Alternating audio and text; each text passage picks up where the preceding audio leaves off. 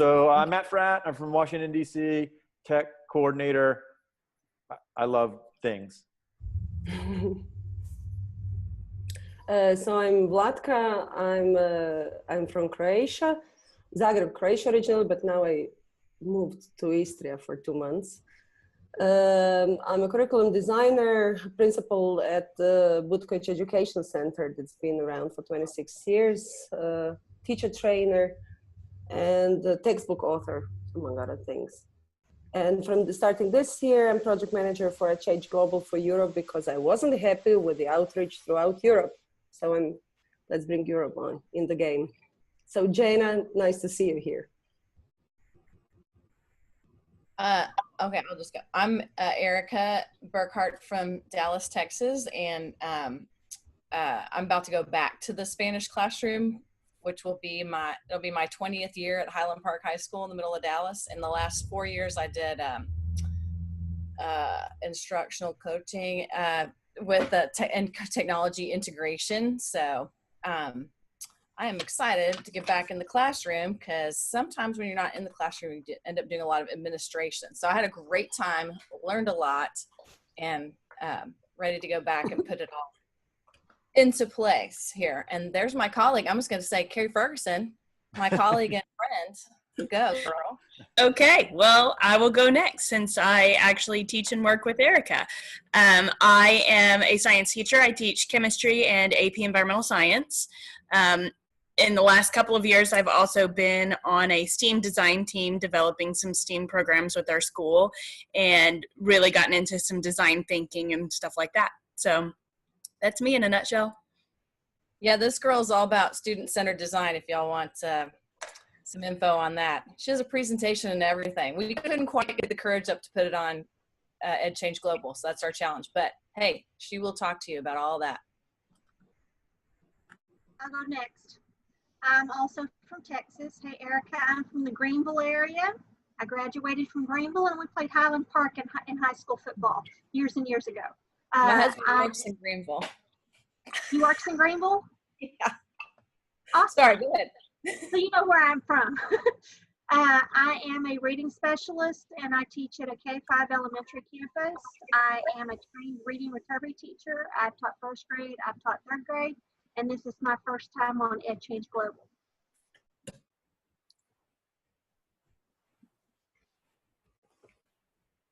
Next.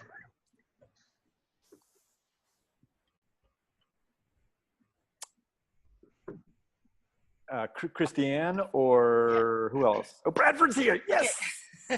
I'm Christiane from Berlin, Germany. I'm a primary teacher and teacher trainer. And at my school, I'm responsible for integrating tech in lessons.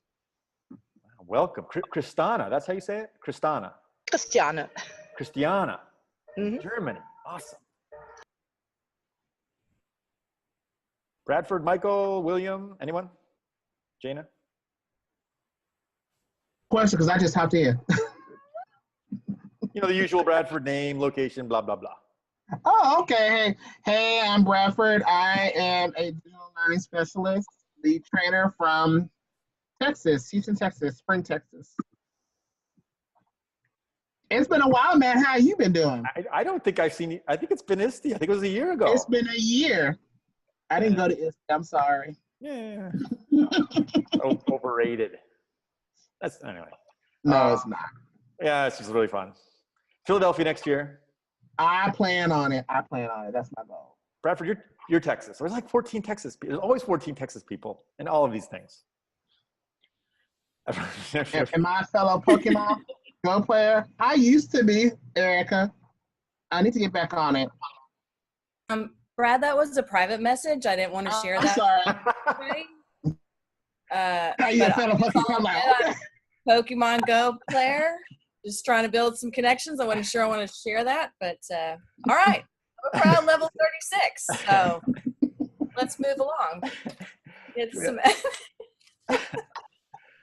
And on that note, any other introductions? Michael, Jesus, William, Jana? I live in Scotland. Just now, I grew up in Canada, so my accent is wishy-washy sometimes. I'll say Scotland like a Scotsman. I'll say Canada like a Canadian. There you go. I've been teaching 20 odd years, and I now have set up by myself. I run a company called Fill the Gap Learning, and it is still in its infancy, as in it was formed in May. So it's very, very young. We'll see how things go. Awesome. Welcome, Michael. We got a few more people for introductions. Go on, jump in. Name, location, why you're awesome, blah, blah, blah. Hello, my name is Jesus. I'm from El Paso, Texas. Can you hear me? Okay. I've been teaching for over 10 years now, first grade, pretty much elementary. I'm now a specialist, instructional technology specialist. I work with the El Paso Independent School District. Love doing it. I love the integration of dual language into our school district. So we're coming from Mexico, being born in Mexico, loving that multilingualism, not just English, Spanish, is being taken into account. And I love learning, so I'm here with you guys just to do that. Awesome. Welcome, Jesus. More intros. Who wants to jump in?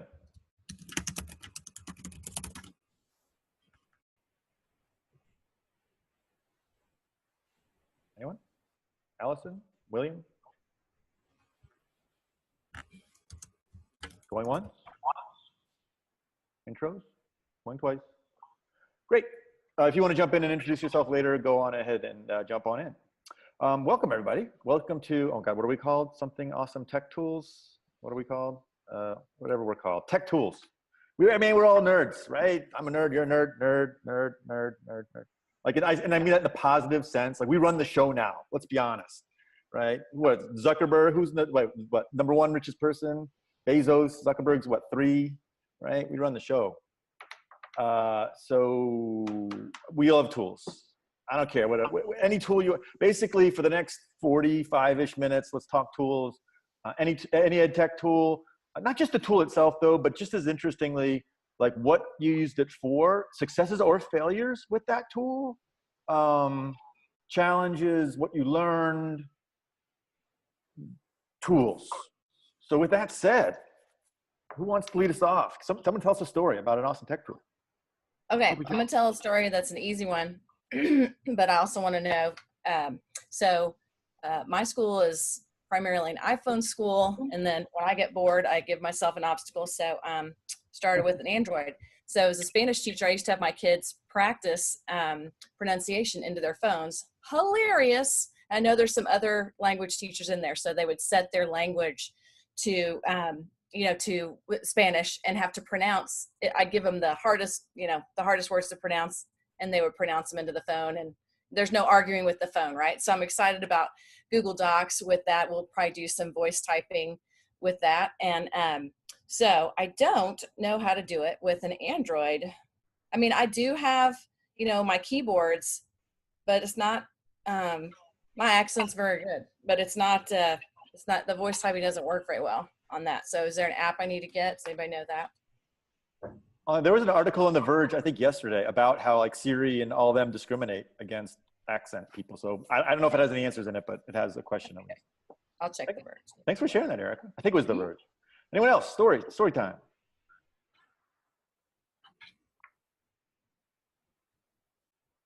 Well, I'll follow Erica. My favorite EdTech tool is Edpuzzle right now. I absolutely love Edpuzzle. In my AP Environmental Science class, I use it all the time. There is an excellent AP Science guru out there. His name is Mr. Anderson, and he's with Bozeman Science, and he's got 44 videos for AP Environmental Science. And so I just plug those videos into Edpuzzle, and then I can put multiple choice questions or fill in the blank questions or even essay questions if I want to in the middle of that, and they watch that as their flipped learning experience, and then they come into school the next day and we talk about it, we apply it, we do something with it, something like that. It's one of my favorites. It's real easy to grade.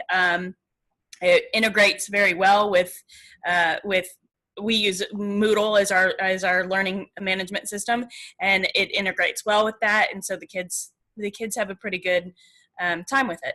So, Carrie, there's no answer to the if it's not on YouTube question. Like if it's on like Amazon Prime or if it's a DVD, there's no easy answer to that. Is that still true? There are several, if you go to Edpuzzle, there are several different programs you can immediately integrate videos from.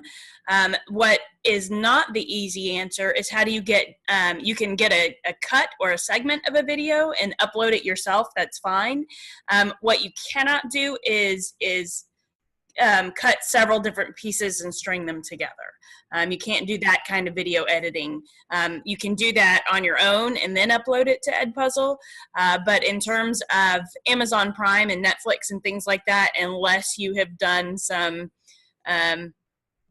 not so legal screencasting of your own, then no, there's some copyright issues that still have to be taken into consideration.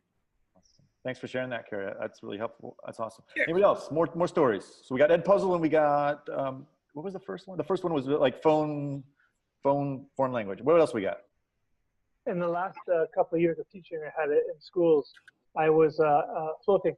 So I worked part-time with a private company and part-time in schools. And on different days I worked with different kids in math.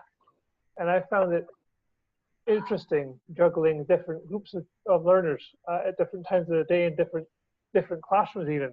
So what I did for the more able of the kids was to have them use their Office 365 account for OneNote.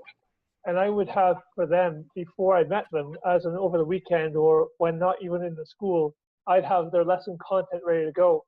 So that any time between seeing me and not seeing me, seeing me and seeing me again, they'd have the opportunity to log into their OneNote, find out the content for the lesson, what our focus is, find out any sort of difficulties they would have, so that when I came to meet with them, they already had questions and we already had some discussion points, which was fantastic.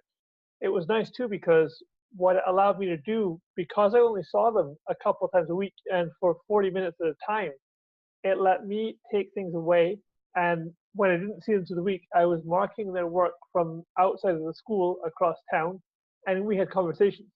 And it allowed us to really engage in a one-to-one collaborative learning environment where all of the learners in this group could see the feedback I was giving to one or more kids, and they could jump in. And it was that ability to share, ability to collaboratively work that I think was very beneficial for all of us. I learned a lot. They learned a lot, I think, I hope. But again, what I found that they had was a really close-knit relationship in this group. So that kids who were in this small group, they talked a lot when I wasn't there. And they had questions they posed to each other, and they might even work together to give me a question on the OneNote page. And when it came to feedback, a lot of their stuff was in groups. So I said, so-and-so and so-and-so, this is what I think your work here. How do you think about that? And it was nice, again, just having, rather than a talk down, like, what's it called again, stage on the stage, it was a guide on the side for the situation. So I'd say OneNote for distance learning, and particularly for younger learners, because they're going to have this in life. When they leave school, they're going to be using collaborative software like Google Drive or Google Docs or Microsoft Word online, because that's how we do it. Awesome. Thank you for sharing that, Michael. I appreciate that. Is the note-taking working? I'm looking at the Kiko right now.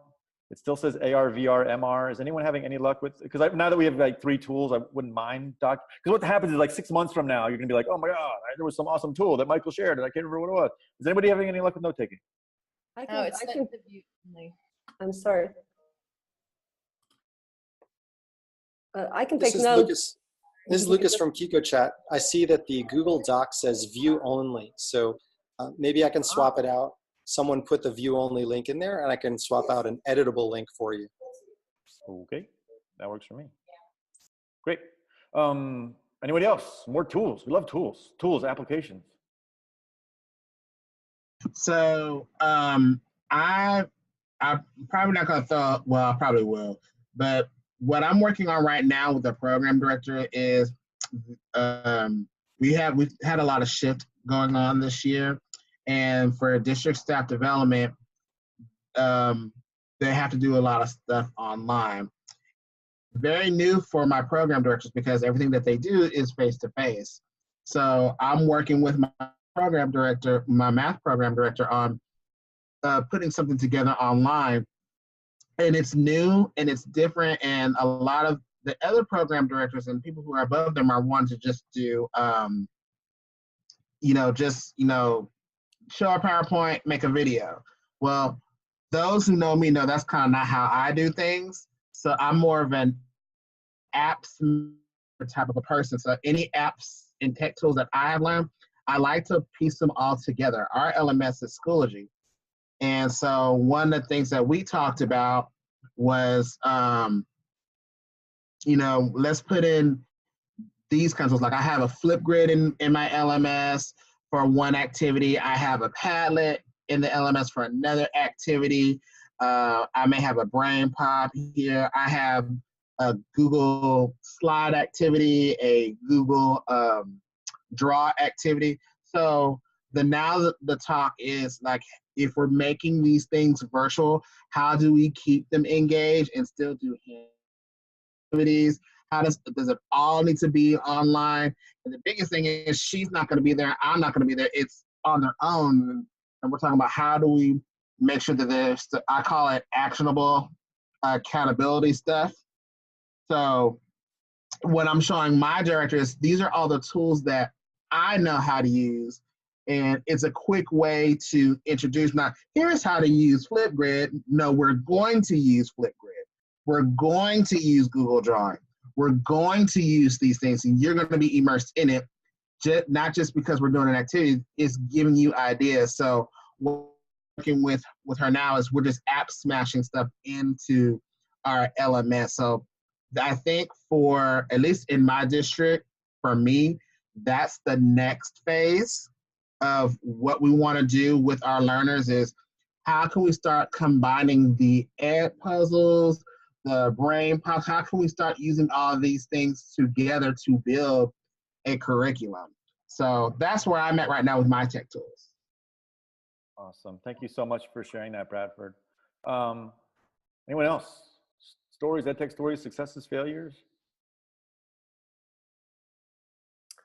Well, we taught kids how to use Prezi for presentation skills, and we loved the old Prezi. It's very easy to switch from mind mapping to the way Prezi looks. We taught them to simplify it, to just give 5 slides to answer the basic questions: what, when, why does it matter to you?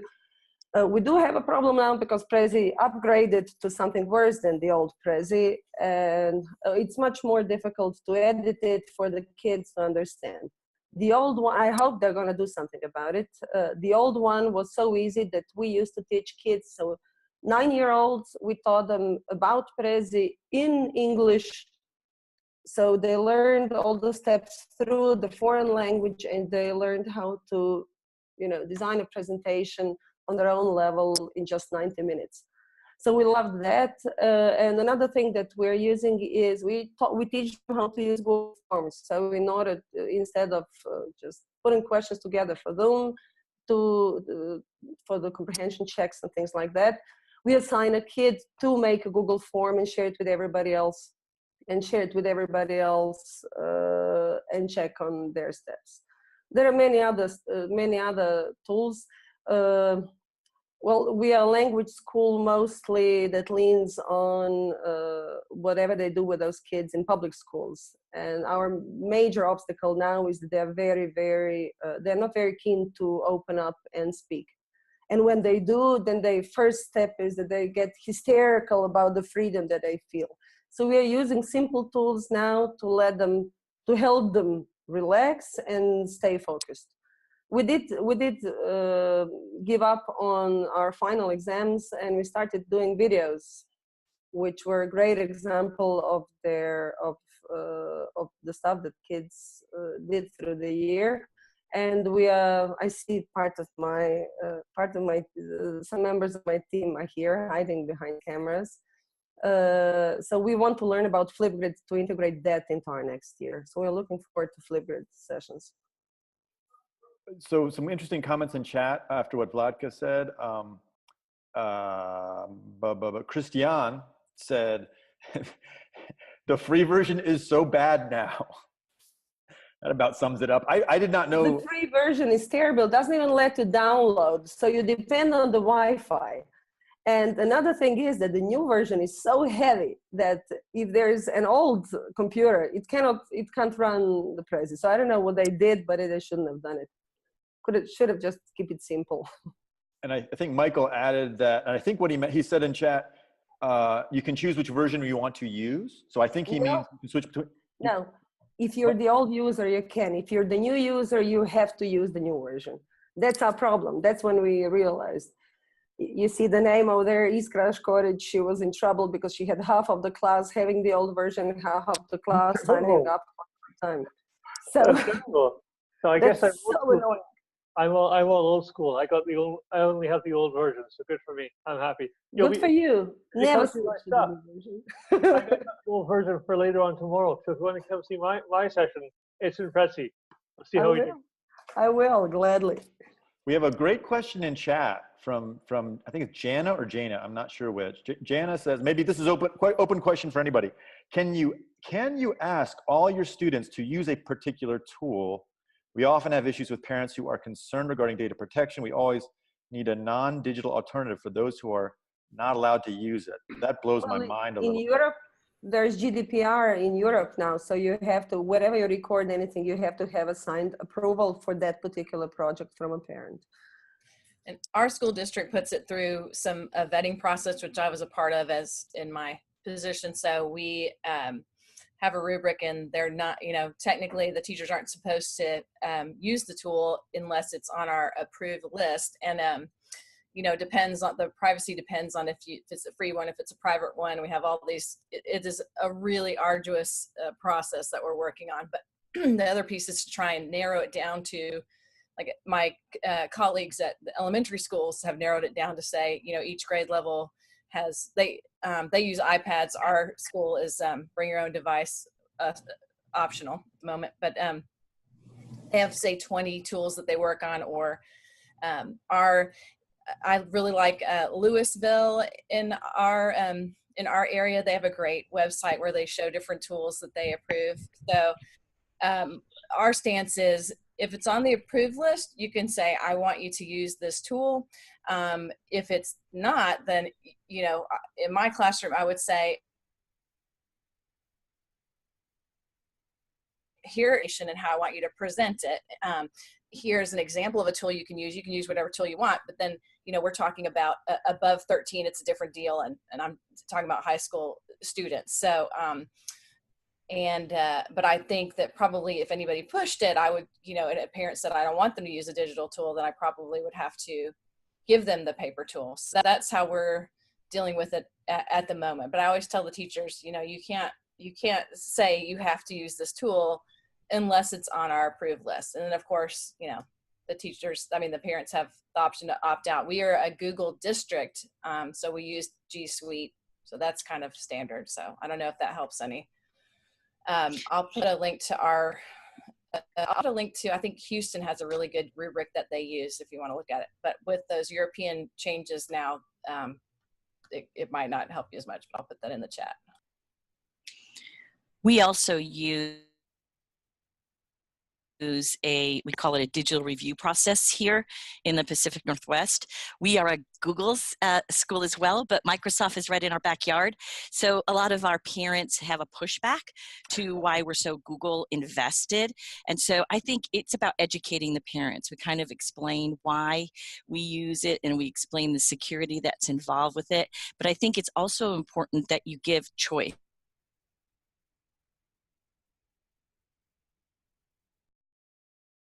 School or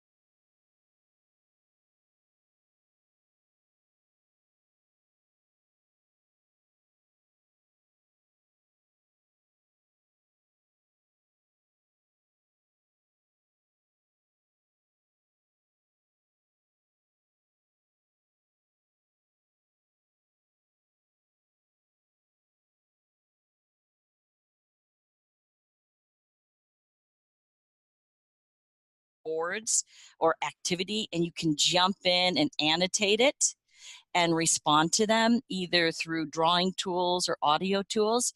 So for me, this works really well to personalize their instruction. When we had snow days, the kids, I could push out the code via Seesaw to them, and they would jump on to any device that they had, and they could work and contribute, and I could correspond with them back and forth.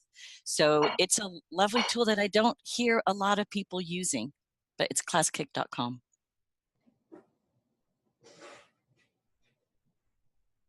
Yeah, I've heard about that ClassKick, and I think it's similar to Earpod, and then there's another one that's not coming to me. It's like Notepad or something like that, that one of my teachers was using. And also, it just went on my head again. Promethean switched to ClassFlow. And I heard a lot of good reports about ClassKick too. The other piece, when we talk, it's one word, by the way. Yeah, we talk about there's a free version, but there's a premium version as well. Awesome. Thank you for sharing that. I think I'm back in. Can somebody give me a thumbs up if I'm back in? Because I was booted out. And this is EdCamp style. In fact, I think it was 2 years ago, what really caught me on EdChange is like the facilitator didn't show up. And we had like this amazing session because it's just like, we all run the show and you don't need, I'm cog in the wheel. So anyway, if I bow out, I think this thing still runs itself. We love new voices. New voices. Anyone else? More stories, more tools, more stories. Bring them on.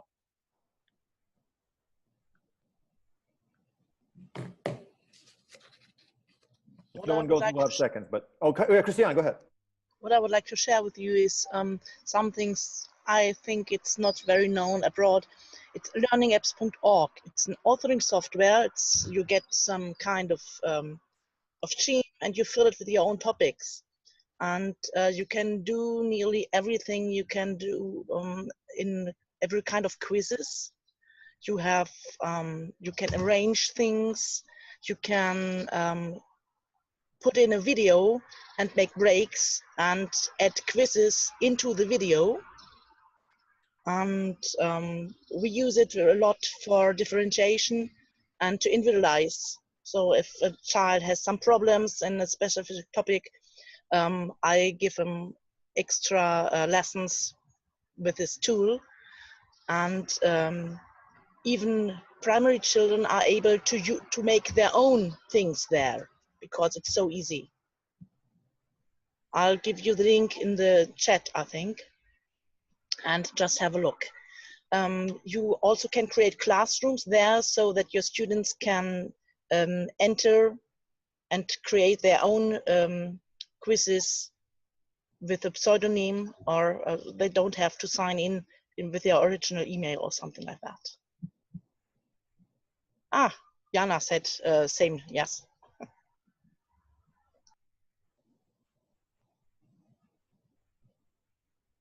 Awesome. Thank you for sharing that, Christiana. We'll open it up to seconds when everybody gets a first, but anybody else for first? One of the tools that we're really trying to push within our district, and yes, Kathy, I'm about to talk about that, is Seesaw. We really love Seesaw, especially for our early childhood. So we're talking pre-K to second. All our pre-K to second teachers received 8 mini iPads. So and they're managed iPads. So the only thing that was only apps being put on there were pretty much creation apps. So not any testing apps, nothing like iStation, nothing like that. Just things that the students can use, apps that the students can use to create, to show mastery of what they're learning. And Seesaw is that great place where students can upload their work into their digital portfolio, and it's really run by the students. The teacher has to set it up. Obviously, all the classes have been set up.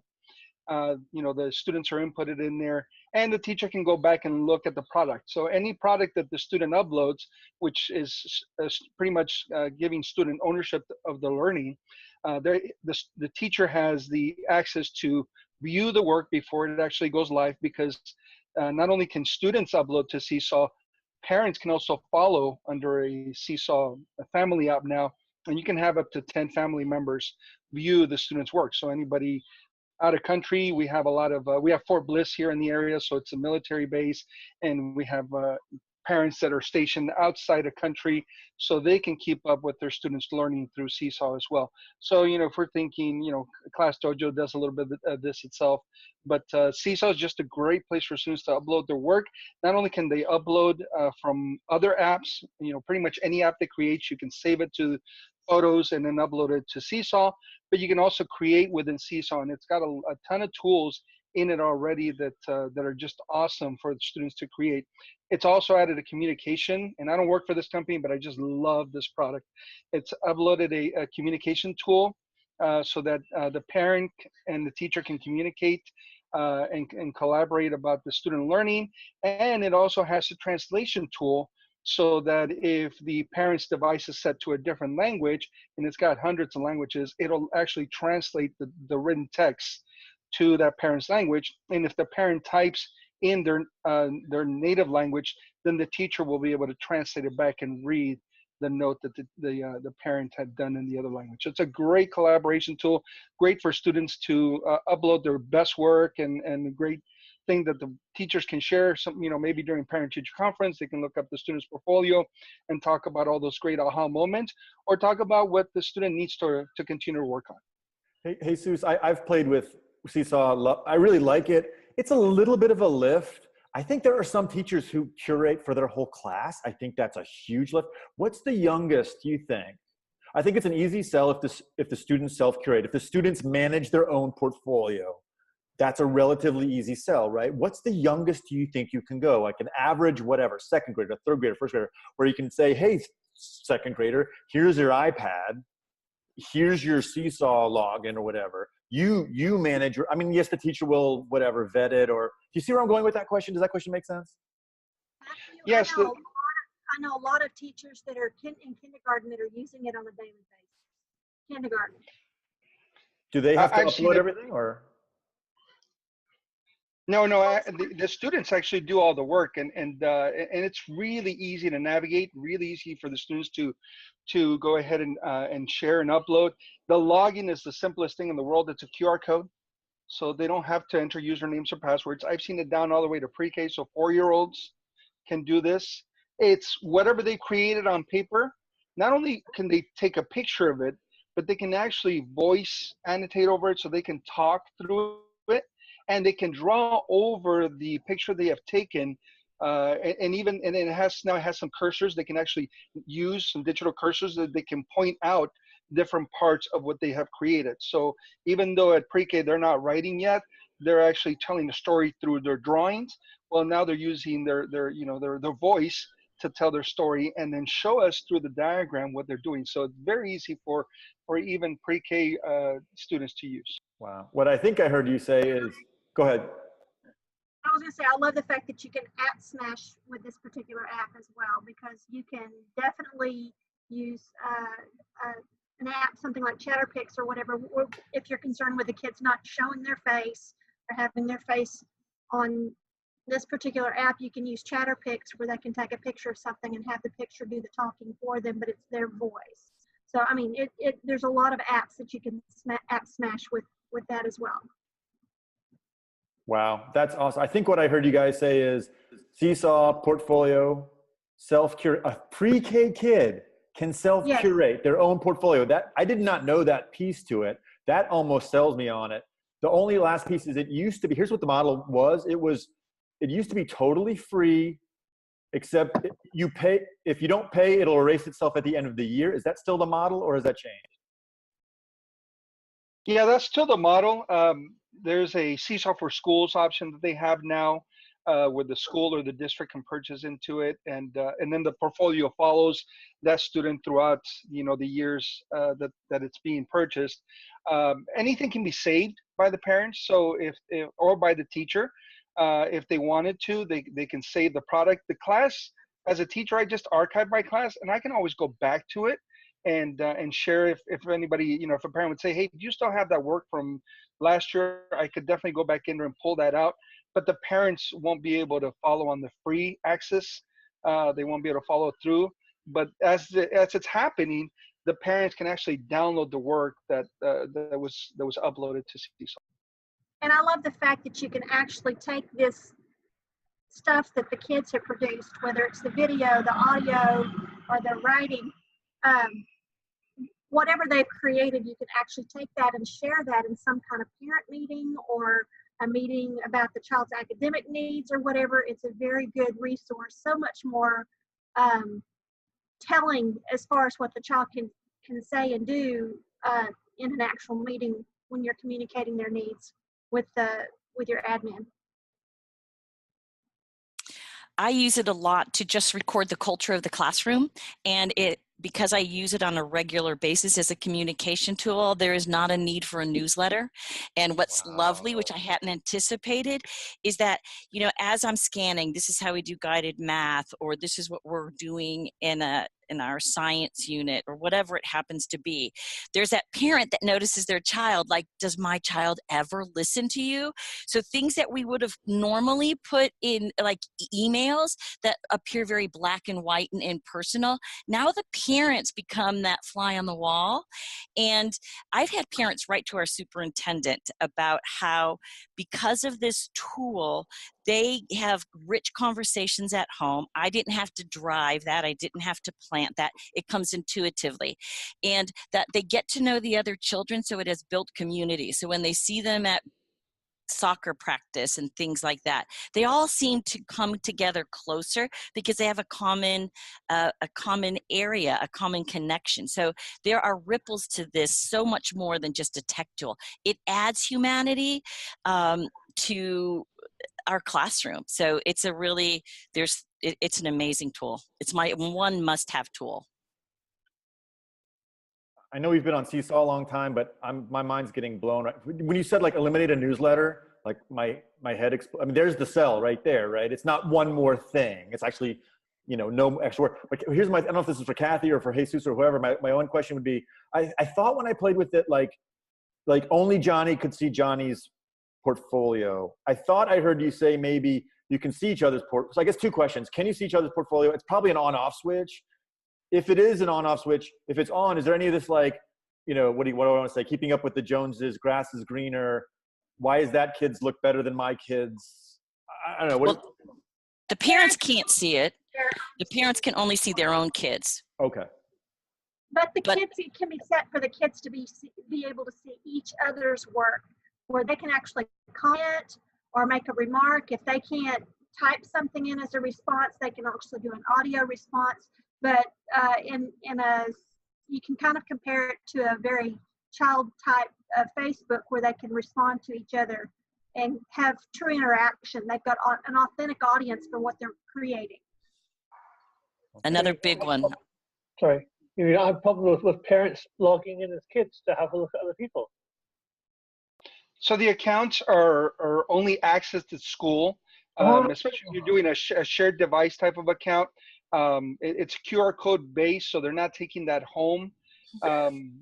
It's very controlled that way. So and really, if we're looking at the early childhood, you know, our pre-K through second, and even third, fourth, and fifth.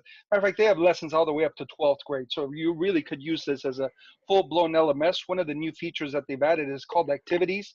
We use Schoology in our district. That's our main LMS. Schoology is kind of hard for our pre-K, kinder, you know, first and second. So Seesaw is that substitute. And with this new activities features, you can actually create an activity based on your curriculum. You know, we have performance assessments that we can definitely turn into an active learning type of activity or project, like a PBL lesson.